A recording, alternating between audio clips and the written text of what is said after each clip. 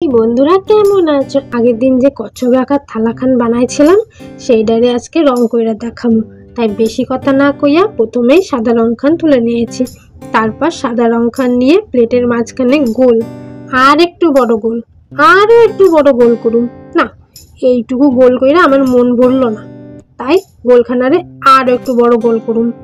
তোমরা যদি এই থালা বানানোর ভিডিওখান না দেখে থাকো তবে এক্ষুনি ডেসক্রিপশন বক্সে যাও, ওখানে আমি লিঙ্ক দিয়া দিছি, গিয়া ক্লিক করে দেখে নাও। দেখো সাদা রং দিয়ে আমার মনের মতো গোল করা হয়ে গেছে। এবার নীল রং খান দিয়া চারিদিকে রং কইরা দিব, কিন্তু সাদা রঙের থেকে অনেকটা দূর থেকে করুন। যত ছোট ছোট ফাঁকা ফুঁকো আছে সব দেখা দেখা রং কইরা নিব। এমনিতেই কচ্ছপ জলের দেশের প্রাণী, জল ছাড়া চলে না।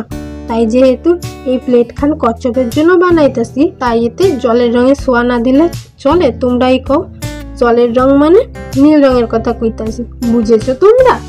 এরপর আমি নীল রঙের সঙ্গে সাদা রং খান মিলিয়ে এই রং খান বানাইছি এবং সাদা ও নীলের মাঝখানে এই রং খান কইরা নিয়েছি। যদি এই ভিডিও খান তোমাকে ভালো লাগে থাকে তবে অবশ্যই লাইক শেয়ার কমেন্ট করে দিও।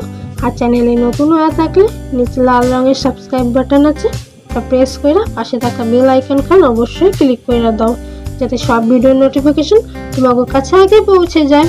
দেখো দেখতে দেখতে কিন্তু আমার কাম আস্তে আস্তে কমপ্লিট হচ্ছে। তোমাকে কালার খান কেমন লাগতেছে এক্ষুনি কমেন্ট করে কও তো।